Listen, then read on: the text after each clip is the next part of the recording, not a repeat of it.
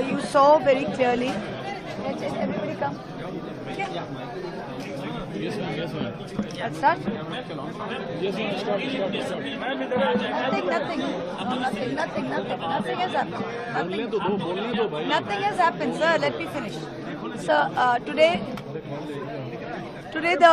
as you saw, that the all-party meeting, all the opposition parties, led by the Trinamool Congress, all the opposition parties walked out in protest against the Parliamentary Affairs Minister's decision to invite, which is a great sign of impropriety, that they invited the so-called NCPI, which is an unrecognized party, of 20 TMC traitors. 3 points. This so-called NCPI, the Speaker has not approved any merger. Anyway, a merger of a parliamentary party, 2/3 cannot happen. You need the original party. Speaker has not approved, number one. Number two, the Trinamool Congress has filed 20 disqualification petitions, which are still pending. That has not been decided on. Number three, the list of the party strength as of today includes Trinamool Congress as 28 MPs. So if that is the case, on what basis, when the Speaker's office has neither recognized them, nor merged them, nor disqualified them, how can the Parliamentary Affairs Minister decide to grant them this recognition on his own, outside of the Speaker's office, and invite them to the meeting? All the parties were unanimous in this, and we did a walkout.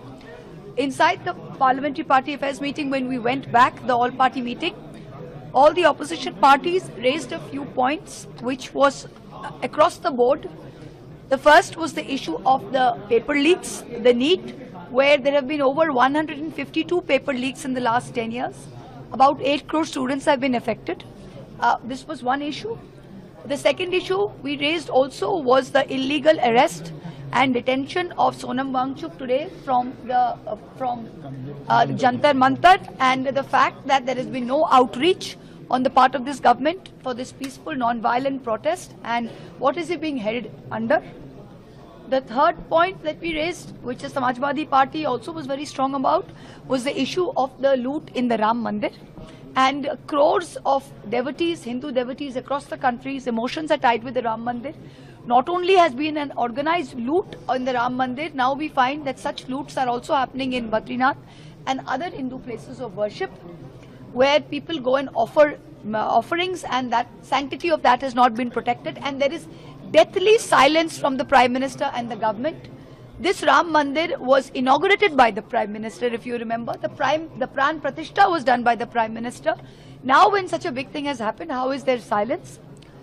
Another thing we spoke about was the Operation Lotus, as the CPIM, Mr. John Brittas brought up, that the corporate terminology of mergers, acquisitions and takeover has come into the parliamentary democracy, where you are finding that the party in power, in order to pass the delimitation bill, are using their brute force to break every party using the carrot and stick policy. There is no room for this.